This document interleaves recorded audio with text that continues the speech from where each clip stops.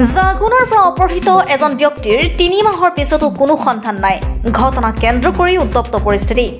জাগুনৰ ৯ মাইলৰ ক্ৰেচাৰ মিলৰ পৰা ৮জনীয়া অস্ত্ৰধাৰী দলে যোৱা বছৰ ১৮ ডিচেম্বৰত অপহৰণ কৰি নিয়া প্ৰকাশ চেত্ৰীৰ আজিও সন্ধান উলিয়াব পৰা নাই আৰক্ষীয়ে। ব্যৱসায়ী কৃষ্ণ চেত্ৰীৰ ক্ৰেচাৰ মিলৰ পৰা অপহৰণ কৰি লৈ যোৱাৰ আজি প্ৰায় ৩ মাহেই হ'ল। তাৰ পিছতো যুৱকজনৰ কোনো সংসূত্ৰ নোপোৱাত চৰম অনিশ্চয়তাত ভুগিছে পৰিয়ালবৰ্গ। এই অপহৰণ ঘটনাৰ পিছত অপহৃত প্ৰকাশ চেত্ৰীক উদ্ধাৰৰ ক্ষেত্ৰত ক্ৰেচাৰ মিলৰ স্বত্বাধিকাৰী কৃষ্ণ চেত্ৰীয়ে কোনো ধৰণৰ বিশেষ পদক্ষেপ গ্ৰহণ নকৰাৰ অভিযোগ তুলি আজি জাগুনৰ মহিলা সমাজে ক্ৰেচাৰ মিলৰ স্বত্বাধিকাৰীৰ ৯ মাইলস্থিত বাসগৃহৰ সন্মুখত এক প্ৰতিবাদী কাৰ্যসূচী ৰূপায়ণ কৰে আৰু এই প্ৰতিবাদী কাৰ্যসূচীৰ মাজতে সৃষ্টি হয় এক অভাৱনীয় পৰিস্থিতিৰ। প্ৰতিবাদ কৰিবলৈ অহা মহিলাৰ লগত টনা আজোৰা কৃষ্ণ চেত্ৰীৰ পৰিবাৰৰ কোনোমতে আৰক্ষীয়ে নিয়ন্ত্ৰণ কৰে সমগ্ৰ পৰিস্থিতি। প্ৰতিবাদী মহিলাই প্ৰকাশ চেত্ৰীক আলফা স্বাধীনৰ কবলৰ পৰা মুকলি কৰি অনাৰ সন্দৰ্ভত জবাবদিহি কৰে কৃষ্ণ চেত্ৰীক। ডিগবৈৰ পৰা বিনন্দ কোঁৱৰৰ ৰিপৰ্টাৰ লাইভ অসম। প্ৰথমে মই আলফা স্বাধীনৰ শ্ৰী পৰেশ বৰুৱা ডাঙৰীয়াক এই বিনম্ৰ কৰিছো যে মোক মোৰ হাজবেণ্ডক ঘূৰাই দিয়ক। তেখেতে যি ভাবি পেনে মোৰ হাজবেণ্ডক লৈ গৈছে, আমাৰ আপোনাৰ তেখেতৰ লগত একো নাছিলে। আমি নাজানো কেলে নিছে কি নিছে, এই মানুহটোৱে পঠাইছে নে নিধে। আৰু তেখেতে যদি কয় আমি আনিছো, কিন্তু মোৰ কাৰণে এই মানুহটোৱে পঠাইছে। কেলে কি তেখেতে নিজৰ ফৰ্চুনাৰত বহাই মেলি মোৰ হাজবেণ্ডক নদী পাৰ কৰিছে।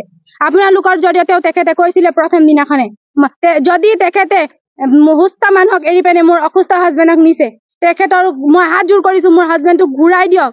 একদম মই হাত দুখন হেৰি কৰি মেলি মই তেখেতক ভগৱানৰ দৰ্জা দিলো। আজি ৪ মাহ ধৰি মই কেনেকে মোৰ ছোৱালীজনীক লৈ পেনে বহিছো। এই মানুহটোৰ কাৰণে আজি মই এনেকে কান্দিবলগীয়া হৈছে। মই ৰাস্তাত ওলাই আহিছো, মোক মোৰ হাজবেণ্ড লাগিব। তেখেতে মোক আজি কৰি দিম কালি কৰি দিম, ভাই চেত্ৰীয়ে মোক আজি কৰি দিম কালি কৰি দিম কৰি আজি ৪ মাহ অতিক্ৰম হ'ল। মোৰ কেঁচুৱাজনীয়ে দেউতাৰ মাত ফুটাইছে, প্ৰথম মাত, সেই মাতখিনি তেখেতে শুনিব পোৱা নাই। আছে নে নাই মানুহ এইখিনিও আমাক আজিলৈকে জনোৱা নাই। এই মানুহটোৱে ভাই চেত্ৰীয়ে মই কেনেকে এটা বিশ্বাস কৰি বহিম। এদিন দুদিন হলেও কিবা এটা সান্তনা দি বহিবলৈ ৪ মাহ ধৰি তেখেতে মোক কোনো ধৰণৰ একো খবৰ দিব পৰা নাই। তেখেতে কেলে পঠালে মোৰ হাজবেণ্ডক? তেখেতক অধিকাৰ কোনে দিলে মোৰ হাজবেণ্ডক পঠাবলৈ? আৰু পঠাইছে এতিয়া মোৰ ওচৰত তেখেতে মাত কেলে মতা নাই?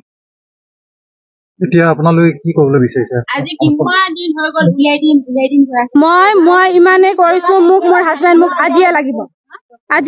মই সময় ৰখি ৪ মাহ হৈ গ'ল। আজি কিমান ৰখি মই এনে, মোৰ বয়সনো কিমান হৈছে ইমান ডাঙৰ প্ৰব্লেম এটা ফেচ কৰিবলৈ? মই ২৫ বছৰীয়া, মোৰ হাজবেণ্ড ২৫ বছৰীয়া, মোৰ সন্তান এজনী আছে। মা দেউতাকে সামনে ঘৰত কেনেকে চলাম সেইটোৱে সামনে মই ছোৱালীজনী কেনেকে ট্ৰিটমেণ্ট কৰিম। মোৰ ছোৱালীজনী ট্ৰিটমেণ্ট চলি আছে। আপোনালোকে যদি কয় মই ডক্টৰৰ চাৰ্টিফিকেট ওলাই দিব পাৰিম। এদিন আহি ভাই চেত্ৰীয়ে মোক সোধা নাই কি তোৰ কি হৈছে, কিবা প্ৰব্লেম হৈছে। ফোন কৰিলে ফোন ৰিচিভ নকৰে। মই কেনেকে গম পাম মোৰ হাজবেণ্ড আছে নে নাই? খবৰ দিবলৈ মোক কোনোবাই আছে? আপোনালোকে কওক। মোক মোৰ হাজবেণ্ড লাগিব, কেনেকে ওলাই দিব ভাই চেত্ৰীয়ে তেখেতে জানিব। আপোনাক যি এজন স্বত্বাধিকাৰী আছিলে কোনো ধৰণৰ ঠিক আলফা স্বাধীনে যদি মোৰ হাজবেণ্ডটোক নিছে, তেখেতে কৈছে আমাৰ লগত আছে, মোৰ হাজবেণ্ডটোক ভালদৰে ৰাখিছে ৰাখা নাই, এইটো এতিয়ালৈকে আমি কোনো ধৰণৰ খবৰ পোৱা নাই। আলফা স্বাধীনে কিবা কৈছে নেকি? নাই, অকল আপোনাৰ হাজবেণ্ডটো আমাৰ লগত আছে সেনেকে বুলি আলফা স্বাধীনে কৈছে। আপোনাৰ হাজবেণ্ডটো আমাৰ লগত আছে, কৃষ্ণ চেত্ৰীয়ে পঠাইছে এনেকে কৈছে। আপোনালোকে যোগাযোগ হৈছিল আপোনাৰ লগত আলফা স্বাধীনৰ লগত? আপোনাৰ কিমান দিনৰ পূৰ্বে যোগাযোগ হৈছিল?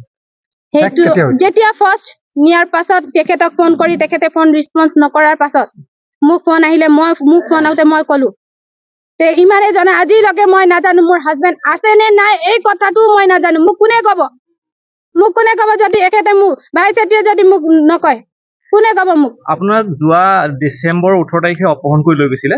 আজিলৈকে এইকেইদিনৰ ভিতৰত আলফা স্বাধীনৰ তৰফৰ পৰা কিবা আপোনালোকৰ খবৰ আহিছে নেকি? নাই, কোনো ধৰণৰ একো খবৰ নাই। মই আপোনালোকক প্ৰথমে জনালো, যি আহিছিলে তেখেতে মোক কৈছে আপোনাৰ হাজবেণ্ডটো মোৰ লগত আছে।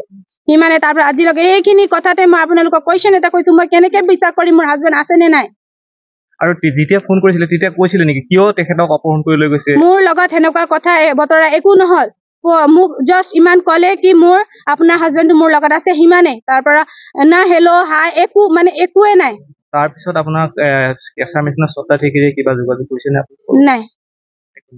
প্ৰশাসনৰ ফালৰ পৰা আপোনালোকে কি ৰেছপন্স পাইছে প্ৰশাসনে বা পুলিচ প্ৰশাসনে আপোনাৰ লগত কি যোগাযোগ কৰিছে আপোনালোকে কি কিবা খবৰ পাইছে আজি 4 মাহ হৈ গ'ল মোক না পুলিচ প্ৰশাসনে কিবা খবৰ দিছে না তেখেতে কিবা খবৰ দিছে ভাই সেটিউক একো নকয় কল কৰিলে কল ৰেছপন্স নকৰে মোৰ অধিকাৰ আছে না মোৰ হাজবেণ্ডৰ বিষয়ে সুধিবলৈ মোৰ অধিকাৰ থকা পাছতো তেখেতে মোৰ ফোন ৰিচিভ নকৰে মই তেখেতক আহি হাত জোৰ কৰি বিনতি কৰিছো মোৰ হাজবেণ্ডক উলাই দিয়ক তেখেতে মোক কি কৰিলে মই নোৱাৰো মই পঠাইছো নেকি মোক ধমকি দিছে এটা তেখেতৰ ৱাইফে ইমান পাব্লিকৰ ওচৰত মোক হাত উঠাইছে তেখেতক কোনে অধিকাৰ দিলে মোক হাত উঠাবলৈ কোনে অধিকাৰ দিছে তেখেতক মোক হাত উঠাবলৈ এতিয়া আপোনালোকে কি ভাবিছে ইয়াৰ পৰৱৰ্তী সময়ত মই ইমানে কৈছো মোৰ হাজবেণ্ডক ঘূৰাই দিয়ক মই পৰেশ বৰুৱা ডাঙৰীয়াক ইমানে কৈছো বাৰে প্ৰতি তেখেতৰ প্ৰতি আমাৰ বহুত সন্মান আছে মোৰ হাজবেণ্ডক যেনেকে হলেও ঘূৰাই দিয়ক মোৰ হাজবেণ্ড নিৰ্দোষী মানুহ মোৰ আৰু একো নালাগে মোৰ হাজবেণ্ডটো মোক ঘূৰাই দিয়ক